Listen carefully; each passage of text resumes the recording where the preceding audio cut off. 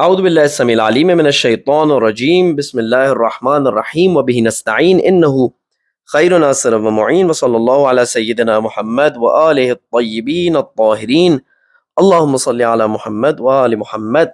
عزیزان گرامی سامعین محترم، کاروان عطرت اور ماہ مبارک رمضان میں پروردگار متعال کے خصوصی مہمان، السلام علیکم ورحمۃ اللہ وبرکاتہ۔ امید ہے کہ آپ کا سفر اس منزل مقصود کی طرف خیر و عافیت کے ساتھ جاری ہوگا کہ جسے پروردگار متعال نے عبادت کا عنوان دیا اور قرآن مجید میں فرمایا وما خلقت الجن والانس الا لیعبدون۔ عزیزان گرامی، بہار قرآن ہے ماہ مبارک رمضان، قرآن مجید کے نزول کا، قرآن مجید کو پڑھنے کا اور قرآن مجید کو خاص اہمیت اور توجہ دینے کا وقت ہے، اور ساتھ میں ایام ازاں ہیں، مولا امیر المؤمنین علی ابن ابی طالب علیہ السلام کے شہادت کے ایام ہیں۔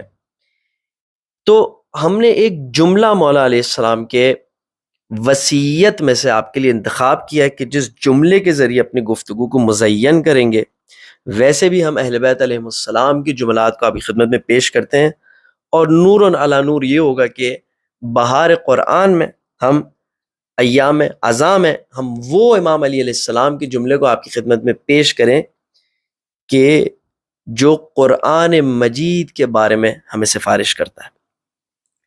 دیکھیں، ایک اسلوب ہے جس میں ہم کہتے ہیں کہ خدا کے واسطے، اللہ کے واسطے، رسول کے واسطے، پھر ہم کسی بات کو کہتے ہیں، ہم کہتے ہیں خدا کے واسطے اپنے بچوں کا خیال رکھنا، خدا کے واسطے جو ہے وہ سنبھال کے گاڑی چلانا۔ اسی طریقے سے یہ اسلوب جب عربی زبان میں استعمال ہوتا ہے تو اس طریقے کا جملہ بنتا ہے کہ مثال کے طور پر اللہ اللہ فی القرآن، اللہ اللہ فی الایتام، اللہ اللہ فی الجہاد۔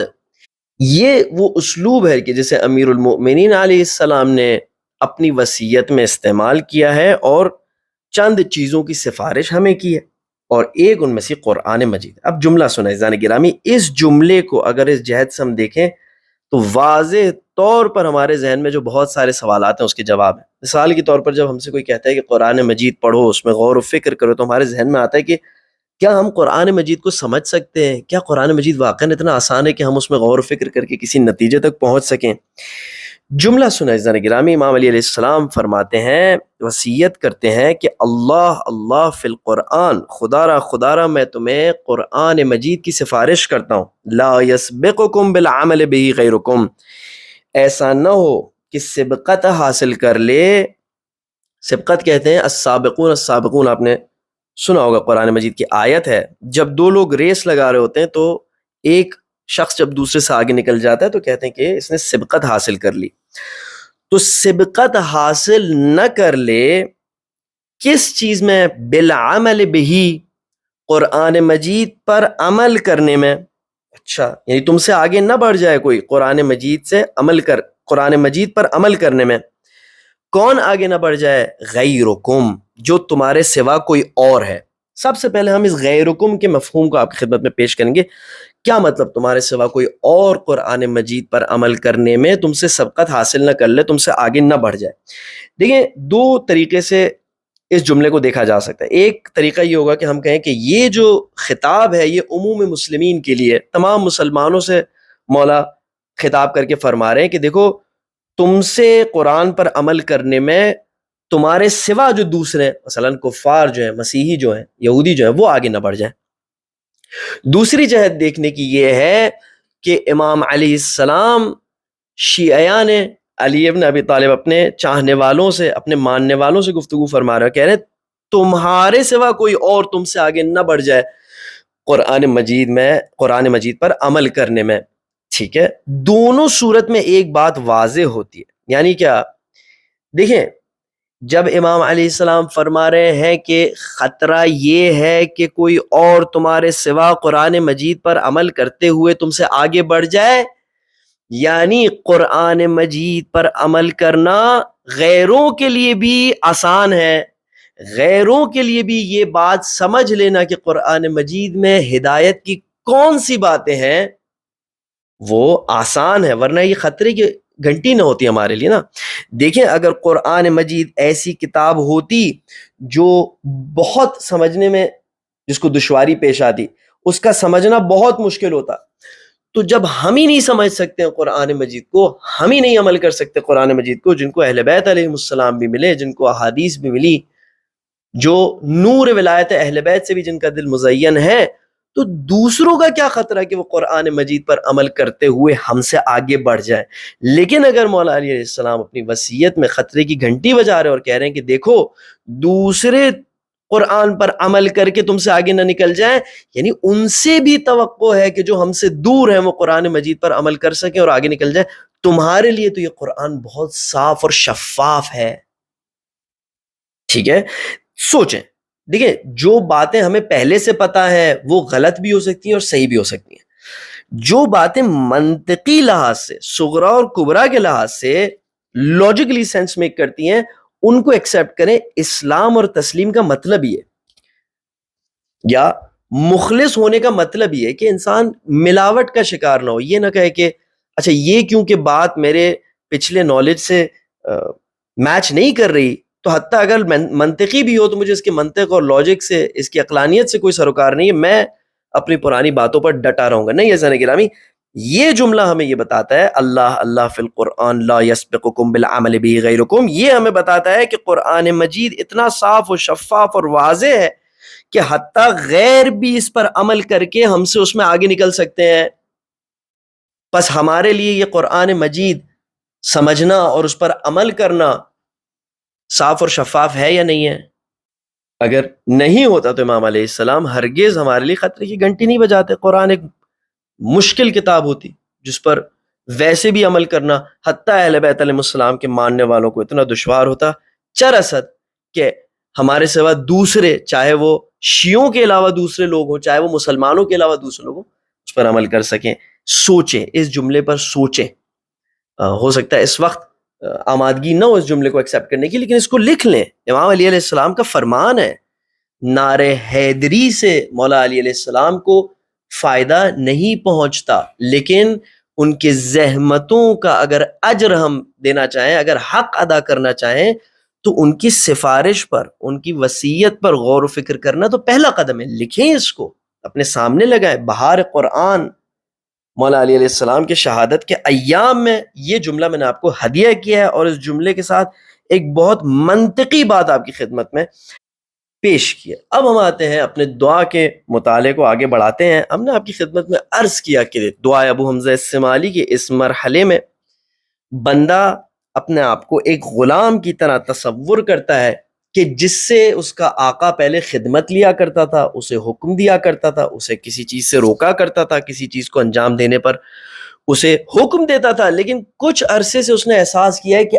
اب اسے حکم نہیں ملتا، اب اس کا کوئی عمل دخل نہیں ہے، اب اس کا آقا حتیٰ اس سے کوئی خدمت بھی نہیں لیتا۔ لہٰذا یہ غلام پریشان ہو کے اپنے آقا کی خدمت میں عرض کرتا ہے کہ میرے آقا کیا وجہ ہے کہ بندگی کے راستوں پر، غلامی کے راستوں پر، عبادت کے راستوں پر جب بھی میں کوئی اچھا کام کرنے کا ارادہ کرتا ہوں، نیک کام کرنے کی نیت کرتا ہوں، چاہے تیرے سامنے نماز پڑھنے کی، تجھ سے مناجات کرنے کی، اپنے سیرت اور اخلاق میں تبدیلی لانے کی، جب بھی میں نیت کرتا ہوں کوئی نہ کوئی مسئلہ پیش آ جاتا ہے۔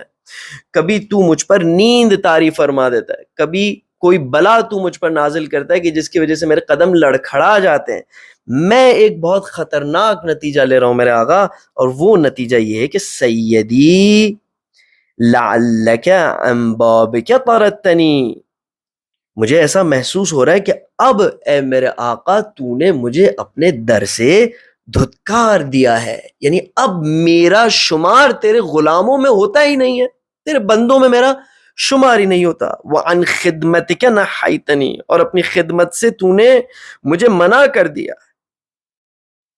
او لعلک رأیتنی مستخفا بحقک فاقصیتنی، او لعلک رأیتنی معرضا عنک فقلیتنی، او لعلک وجدتنی فی مقام الکاذبین فرفضتنی۔ میرے مولا تو نے دیکھا کہ میں مستخفا بحقک ہوں، میں تیرے بندگی کو ہلکا شمار کرتا ہوں، یا تو نے دیکھا کہ میں تیری جانب توجہ نہیں کرتا، یا تو نے یہ دیکھا کہ میں بار بار جھوٹے لوگوں کے مقام پر پایا جاتا ہوں، یعنی ہمیشہ مجھ سے ایک جھوٹ نکل رہا ہوتا ہے، میری توبہ جھوٹی ہوتی ہے، میرا گریہ جھوٹا ہوتا ہے، میں دوسروں کے ساتھ جھوٹ سے اور غلط بیانی سے کام لیتا ہوں، تو تو نے مجھے اپنے در سے دھتکار دیا. او لعلک رأیتنی غیر شاکر لنعمائک فحرمتنی، پروردگارا تو نے یہ دیکھا میرے مولا کہ تو بار بار مجھے نوازتا ہے، بچپن سے اب تک تمام میری صلاحیتوں میں کتنے گنا اضافہ ہوا ہے، میرے مال و دولت میں اضافہ ہوا ہے، لیکن پھر بھی نہ میں عملی میدان میں تیرا شکر ادا کرتا ہوں، یعنی نہ تو میں تیری نعمتوں سے وہ استفادہ کرتا ہوں کہ جس کی وجہ سے تیری مرضی میرے شامل حال ہو، نہ ان نعمتوں کو اس جہت میں کام میں لیتا ہوں کہ جس جہت سے تو خوشنود ہو، نہ تو زبان سے میں تیرا شکر ادا کرتا ہوں کہ کم سے کم زبان کے لحاظ سے تو میں تیرا شکر ادا کرتا ہوں، ذکر شکر زبان پر لاتا ہوں، الحمدللہ رب العالمین کہتا ہوں، بلکہ نہ صرف یہ، تو نے یہ دیکھا کہ ہر وقت میری زبان شکوہ اور شکایت میں مصروف ہوتی ہے، اور نہ صرف یہ کہ میں پرائیویٹ میں تیرے سامنے شکوہ اور شکایت کر رہا ہوں، بلکہ دوسروں کے سامنے بھی میں تیرا خیال نہیں رکھتا، دوسروں کے سامنے میرے چلنے پھرنے اور گفتگو کرنے کا انداز ایسا ہوتا ہے کہ جیسے تو نے میرے حق میں کوئی کمی چھوڑی ہے.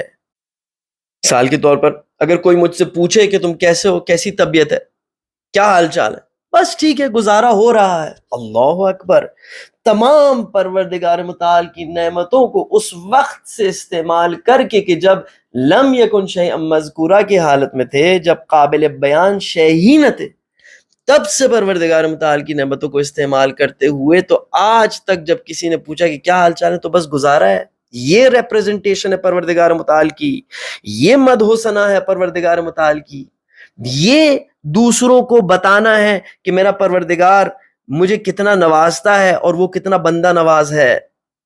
تو پس تو نے دیکھا کہ نہ تو میں زبانی شکر ادا کرتا ہوں، نہ میں اپنے اعمال سے تیرا شکر ادا کرتا ہوں، اور نہ میرے لب و لہجے میں تیرا شکر ہے، اور نہ میں دوسروں کے سامنے تیری لاج رکھتا ہوں. تو نے مجھے اپنے در سے دھتکار دیا. یہ جو اب میں تیری عبادت نہیں کر پاتا، یہ جو اب میں تیری خدمت نہیں کرتا، یہ میرے ان اعمال کا نتیجہ ہے. پھر فرماتے ہیں کہ او لعلک فقدتنی من مجالس العلماء فقدلتنی، پروردگارہ کہیں ایسا تو نہیں کہ تو نے دیکھا کہ میں علماء کے ساتھ نشست و برخاست نہیں کرتا، علماء کے ساتھ میں گفتگو نہیں کرتا، میری نشست و برخاست ان لوگوں کے ساتھ ہوتی ہے کہ جن کا علم سے دور دور تک کوئی تعلق نہیں ہوتا، تو لہٰذا تو نے چاہا کہ میں رسوا ہو جاؤں. او رأیتنی فی الغافلین فمن رحمتک آیستنی، تو نے دیکھا، یا یہ کہ تو نے دیکھا کہ میں ہمیشہ غافلوں میں شمار ہو رہا ہوتا ہوں، ہمیشہ میری غفلت ہوتی ہے تیری جانب، کبھی میں تیری جانب متوجہ نہیں ہوتا ہوں، کبھی میں تجھے اٹینشن نہیں دیتا، حتیٰ نماز ہی پڑھتا ہوں تو اس میں میرے فکر و خیالات ہزار جگہ مصروف ہوتے ہیں. تو نے اب مجھے اپنے رحمت سے مایوس کر دیا. او لعلک رأیتنی اولف مجالس البطالین فبینی وبینہم خلیتنی، پروردگارہ تو نے یہ دیکھا کہ میں بجائے اس کے کہ اہل بیت علیہ السلام کے کلام کے ساتھ مانوس ہوں، بجائے اس کے کہ میں قرآن مجید کے الفاظ کے ساتھ مانوس ہوں، میں اولف مجالس البطالین ہوں، میں ان کی گفتگو اور ہم صحبتی کے ساتھ مانوس ہوں کہ جنہیں شوق ہے کہ وہ اپنا ٹائم ضائع کریں، اپنا وقت برباد کریں، اپنا وقت غفلتوں میں گزاریں. فبینی وبینہم خلیتنی، پس تو نے بھی مجھے ان کے ساتھ اکیلا چھوڑ دیا. پھر اس کے بعد جملہ یہ کہ او لعلک لم تحب ان تسمع دعائی فباعدتنی، پروردگارہ تیری بندگی میں میرے ارادوں کے لڑکھڑانے اور ٹوٹنے اور میری تجھ سے دوری کی وجہ کہیں یہ تو نہیں ہے کہ اب تو میری دعا کو سننا پسند ہی نہیں کرتا؟ پروردگارہ تجھے اب میری آواز ہی نہیں پسند. جب میں یا رب کہتا ہوں تو فرشتوں سے کہتا ہے کہ اس کی آواز کو بند کر دو. یہ وہی بندہ ہے کہ جو جب ہم نے اسے نعمتوں سے نوازا تو یہ غافلوں میں تھا، یہ بدتالین میں سے تھا. او لعلک بجرمی و جریرتی کافیتنی، پروردگارہ کیا اس بات کی وجہ یہ ہے کہ میرے جرم اور جنایت کا تو نے مجھے بدلہ دیا ہے؟ او لعلک بقلت حیائی منک جازیتنی، یا میری بے شرمی اور بے حیائی کی وجہ سے تو نے مجھے مجازات کیا ہے، مجھے سزا دی ہے۔ اچھا عزیزان گرامی، یہاں پر دعا کے اس حصے کو ہم نے دعا کے دوسرے حصے کے ساتھ کنیکٹ کرنا ہوگا۔ ایک کانسیپٹ ہے، ایک گفتگو ہے کہ پروردگار متعال کا ریلیشن، پروردگار متعال کا رشتہ ہمارے ساتھ کس نوعیت کا رشتہ ہے؟ کیا یہ ایک ایسا رشتہ ہے جو ایک باس اور ایک امپلائی کے بیچ ہوتا ہے، ایک بادشاہ اور اس کے رعیت کے بیچ ہوتا ہے؟ کیا ایک حاکم اور محکوم کے بیچ جو رشتہ ہوتا ہے، کیا ہمارا پروردگار متعال کے ساتھ یہ رشتہ ہے؟ دیکھیں، یہ وہ رشتے ہوتے ہیں جو دنیا میں بڑے کامن ہوتے ہیں، ٹھیک ہے؟ ان رشتوں میں، ان کنیکشنز میں، اس قسم کے تعلقات میں ہرگز اس بات کو نہیں دیکھا جاتا ہے کہ جو کام کرنے والا ہے، جو امپلائی ہے، جس نے حکم کی تابعداری کرنی ہے، جس نے اپنے اتھارٹی کی بات ماننی ہے، اس کی نیت کیا تھی، یا وہ واقعاً مجبور تھا یا نہیں تھا۔ اس قسم کی ریلیشن شپ میں ٹارگٹس پورے کرنے ہوتے ہیں۔ ہرگز وہ سسٹم جو اپنا غلام بنا کر رکھتا ہے اور ہمیں اپنی باتوں کو سننے پر مجبور کرتا ہے، اس کا یہ کنسرن نہیں ہوتا کہ ہماری گروتھ ہو، ہم آگے بڑھیں، ہمارے ارزش میں، ہماری ویلیو میں اضافہ ہو، بلکہ وہ چاہتا ہے کہ جتنا ہو سکتا ہے اپنے بینیفٹ کے لیے، اپنے فائدے کے لیے ہمیں استعمال کرے۔ اور اگر ہمیں وہ فائدہ بھی دیتے ہیں اس لحاظ سے کہ ہمیں کورسز کراتے ہیں، گروتھ دلواتے ہیں ہمیں، تو وہ بھی اپنے بینیفٹ کے لیے ہوتا ہے۔ کیا ہمارا پروردگار متعال کے ساتھ ایسا رشتہ ہے، یعنی حاکم اور محکوم کا رشتہ ہے، یا نہیں؟ ہمارا رشتہ پروردگار متعال کے ساتھ ایک رب اور ایک مربوب کا رشتہ ہے، یعنی وہ کہ جو ہماری تربیت کرنا چاہتا ہے بغیر کسی غرض کے، بغیر کسی لالچ کے، بغیر اس کے کہ اسے ہم سے کسی چیز کی ضرورت ہو، وہ ہمیں رشد دینا چاہتا ہے، وہ ہمیں گروتھ دینا چاہتا ہے، وہ ہمارے اندر ویلیو پیدا کرنا چاہتا ہے، وہ ہمیں بہتر بنانا چاہتا ہے۔ کون سے نوعیت کا رشتہ ہے ہمارے اور ہمارے پروردگار متعال کے بیچ؟ کیا حاکم و محکوم کا رشتہ ہے یا رب و مربوب کا رشتہ ہے؟ اچھا، ہو سکتا ہے آپ کہیں کہ پروردگار متعال حاکم بھی ہے، باس بھی ہے، بادشاہ بھی ہے اور رب بھی ہے، لیکن ہم سوال کو اس طرح آپ کی خدمت میں پیش کرتے ہیں کہ وہ جو ڈومیننٹ ریلیشن شپ ہے، جو اصل ریلیشن شپ ہے کہ جس کے نیچے باقی ریلیشن شپس ہیں، وہ کون سی ہے؟ دیکھیں، ایک رب، ایک مربی، ایک کوچ جب کسی کی تربیت کرتا ہے تو وہ اسے آرڈر بھی دیتا ہے، اس کے ساتھ سختی بھی کرتا ہے، اس کے ساتھ شفقت بھی کرتا ہے، اسے چیزوں سے بھی نوازتا ہے، لیکن ان سب کا مقصد یہ ہوتا ہے کہ اس شخص کو فائدہ حاصل ہو اور اس کی گروتھ ہو۔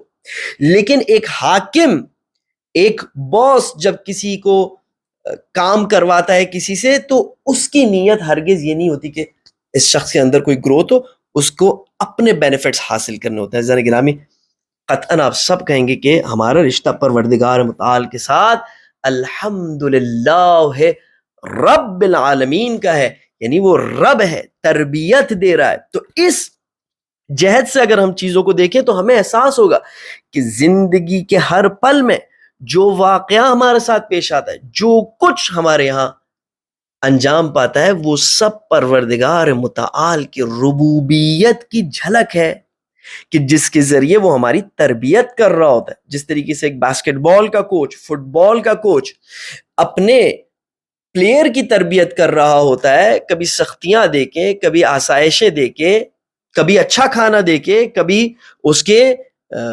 ڈائٹ کو کنٹرول کروا کے، اسی طرح پروردگار متعال مستقل طور پر ہماری پرورش کر رہا ہے، مستقل طور پر ہماری تربیت کر رہا ہے۔ قرآن مجید کی آیت ہے کہ کل شیء سائر الیہ، ہر چیز کی سیر پروردگار متعال کی جانب مستقل طور پر ہے۔ یہ سیر اس کے بغیر حاصل ہو ہی نہیں سکتی کہ انسان کے اندر رشد ایجاد ہو، انسان کے اندر کمال ایجاد ہو، اور یہ کمال پروردگار متعال کی ربوبیت کا نتیجہ ہے۔ اب ہمارا مسئلہ یہ ہوتا ہے کہ ہم اللہ سبحانہ و تعالیٰ کو صرف ایک ہی جہت سے دیکھتے ہیں۔ ہم سمجھتے ہیں کہ وہ ایک حاکم ہے جو صرف آرڈر کرتا ہے، حکم کرتا ہے، اور جس طرح دنیا میں ہم نے لوگوں کو دیکھا ہوتا ہے کہ وہ اپنے بینیفٹس کی خاطر ہم پر حکمرانی کر رہے ہوتے ہیں، تو ہمارے سب کانشیس میں پروردگار متعال کے حوالے سے بھی یہی تھاٹس ہوتے ہیں، لہٰذا ہم کبھی پروردگار متعال کی جانب شکوہ کر رہے ہوتے ہیں، کبھی ہم سوء ظن رکھتے ہیں پروردگار متعال کی جانب۔ لیکن اگر ہمیں یقین ہو جائے کہ ہم اس دنیا میں پروردگار متعال کے مربوب ہیں، اور جو کچھ ہمارے ساتھ پیش آتا ہے، جو کچھ امتحانات ہمارے ساتھ پیش آتے ہیں، جو خوشی ہوتی ہے، جو غم ہوتا ہے، جو افسوس ہوتا ہے، جو محبت ہوتی ہے، وہ سب کے سب پروردگار متعال کی ربوبیت کا نتیجہ ہے کہ ہر لمحہ وہ ہماری تربیت کر رہا ہوتا ہے۔ جب ہم مسئلے کو اس طریقے سے دیکھیں گے تو جس طریقے سے وہ فٹ بال پلیئر شکوہ نہیں کرتا اپنے کوچ کی سختی کی وجہ سے، کیونکہ اس کو پتا ہوتا ہے کہ اسی کے بینیفٹ میں ہے اور آگے جا کے ان سب چیزوں کا فائدہ اسی کو ہی ملنے والا ہے، اسی طرح سے ہم پروردگار متعال کے بارگاہ میں شکوہ بلند نہیں کریں گے۔ جب جو چیز ہم چاہتے ہیں وہ ہمیں نہ ملے اور پروردگار متعال اس بات کو صلاح نہ سمجھے کہ اس سے ہمیں نوازے اور کسی اور چیز سے ہمیں نوازے، تو ہم کہیں گے کہ یہ ہمارا رب ہے، یہ ہماری بہتری کو جانتا ہے، ہم مربوب ہیں۔ ہم نے بیان کر دیا پروردگار متعال کے بارگاہ میں کہ ہمیں کس چیز کی ضرورت ہے، لیکن وہ اپنے ربوبیت کے تقاضے کو پورا کرتے ہوئے ہمیں اسی چیز سے نوازے گا کہ جس چیز کی ہمیں ضرورت ہو، کہ جس کے باعث ہماری پیش رفت ہو، ہم آگے بڑھیں۔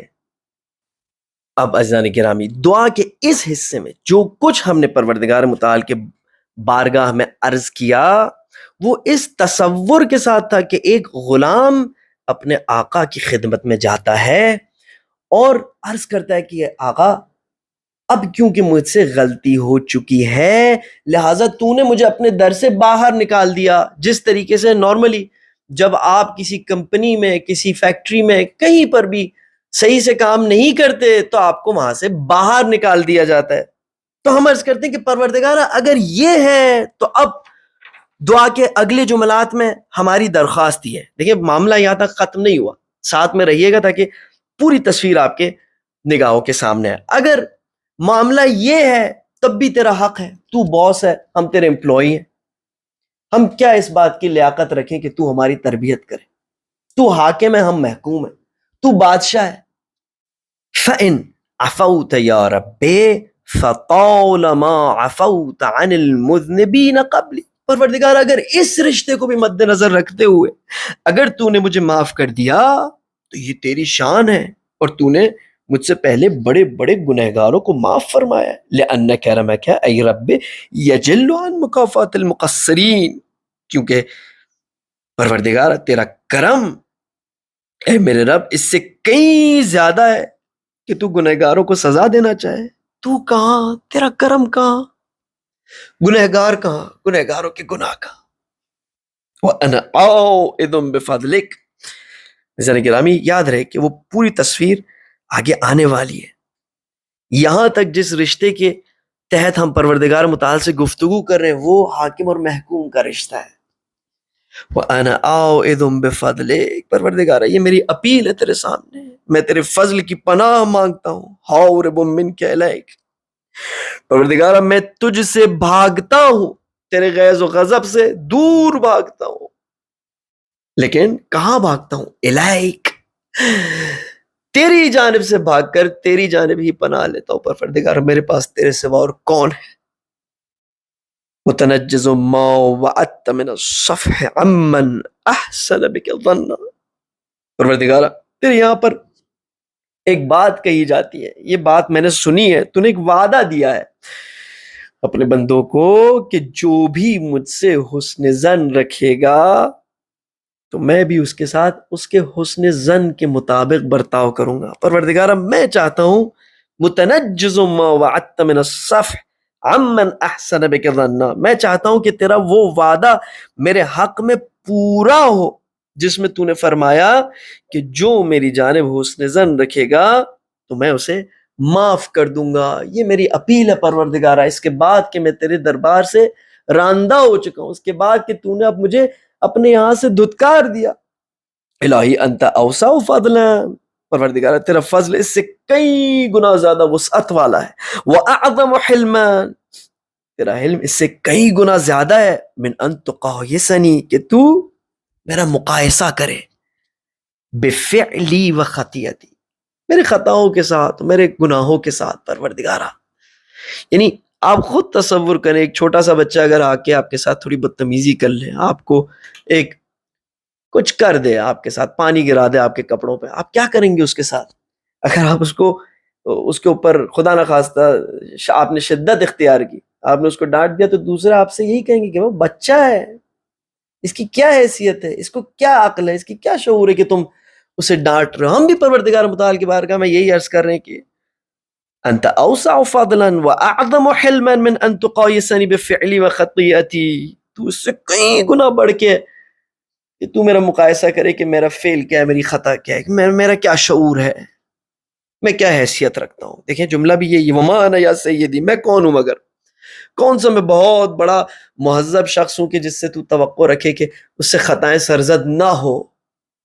یہاں پر وہ جملہ اپنے ذہن میں لے، وانا عبدک الضعیف الذلیل الحقیر المسکین. خوب، تو کیا توقع رکھتا ہے ایک حقیر بندے سے، ایک ذلیل بندے سے، ایک ضعیف اور مسکین بندے سے تو کیا توقع رکھتا ہے؟ وما انا یا سیدی، میں کون ہوں میرے مولا. وما خطری، مجھ ذرہ ناچیز کی کیا حقیقت ہے اور میری کیا ارزش ہے کہ تجھ جیسا طاقتور مجھ سے بدلہ لینا چاہے. اللہ اکبر. پروردگار اگر میرے پاس کچھ بھی نہیں ہے، اگر میری توبہ 2 نمبر کی توبہ ہے، اگر میرا اقرار بھی 2 نمبر کا اقرار ہے، تو کم سے کم یہ اس میں کوئی شک نہیں کہ پروردگار میں تیرے سامنے حقیر اور ذلیل ہوں. تو جو چاہے تیری مشیت، تیری بادشاہی ہے. حبنی بفضلک سیدی، اے میرے معبود تو مجھے اپنے فضل سے نواز دے. وتصدق علی بعفوک. ایسا نہیں گرامی، وہ ابھی تک وہ بات مکمل نہیں ہوئی ہے، اس بات کے مقدمے کو آپ کی خدمت میں بیان کرنا ضروری تھا. اب بھی حاکم اور محکوم کے بیچ کا رشتہ ہے. وتصدق علی بعفوک، اور اپنے عفو کے سائے میں تو مجھ پر احسان فرمائے میرے مالک. وجللنی بسترک، اپنی پردہ پوشی کے ذریعے مجھے جلالت اور عزت عطا فرما. میں چاہتا ہوں کہ عزیز ہوں، میں چاہتا ہوں کہ بلند مرتبہ ہوں، لیکن یہ صرف تب امکان رکھتا ہے کہ تو مجھے اپنی پردہ پوشی سے چھپا لے. واعف عن توبیخی بکرم وجہک، تجھے تیری خاص کرامت کا واسطہ کہ تو مجھے سرزنش سے اور سزا سے اور عتاب سے معاف کر دے میرے پروردگار. اب دیکھیے گا عزیزان گرامی، چند جملات دعا کے آپ کی خدمت میں پیش کرتا ہوں، اس کے بعد مطالعاتی سیشن کو، یہ درس کو ختم کرتے ہیں، اور اس کے بعد انشاءاللہ مزید وضاحت کے ساتھ اگلے درس میں آپ کی خدمت میں گفتگو کریں گے. دیکھیں اب یہاں سے گفتگو کا انداز بدل رہا ہے. اس سے پہلے غلام اور آقا کے بیچ کی گفتگو تھی. اب دیکھیں، سیدی، اے میرے رب، انا الصغیر الذی ربیتہ، میں وہی چھوٹا ہوں کہ جس کی تو نے تربیت کی، جس کو تو نے پروان چڑھایا، جس کو تو نے مختلف نعمتوں سے نواز کر، زمانے کے مختلف موڑ سے گزار کر آج یہاں پہنچایا. وَأَنَا الْجَاهِلُ الَّذِي عَلَّمْتَ، میں جانتا ہوں اس بات کو کہ میں وہی جاہل ہوں کہ جسے تو نے تعلیم دی، جسے تو نے علم سے نوازا. وَأَنَا الضَّالُّ الَّذِي هَدَيْتَ، میں وہی گمراہ ہوں کہ جس کی تو نے ہدایت کی. بس معلوم ہوتا ہے کہ یہ رشتہ حاکم اور محکوم کا رشتہ نہیں ہے. اس رشتے میں اصالت اور حقیقت اس کنیکشن میں رب اور مربوب کی ہے، یعنی وہ کہ جو انسان کو رشد دینا چاہتا ہے. اسی لیے وہی رب ہے کہ جسے ہم کہتے ہیں کہ جب میں چھوٹا تھا تو تو نے میری تربیت کی یہاں تک پہنچانے کے لیے. اور میں جاہل تھا تو تو نے مجھے عالم بنایا. دیکھیں ہر وہ کوالٹی جو پروردگار متعال ہمیں عطا فرماتا ہے، جب ہمیں وہ بڑا کرتا ہے، جب وہ ہمیں عالم بناتا ہے، جب وہ ہمیں ہدایت دیتا ہے، تو اس کے ساتھ ہمیں مزید اپرچونٹیز ملتی ہیں پروردگار متعال کے حکم کے نافرمانی کرنے کی.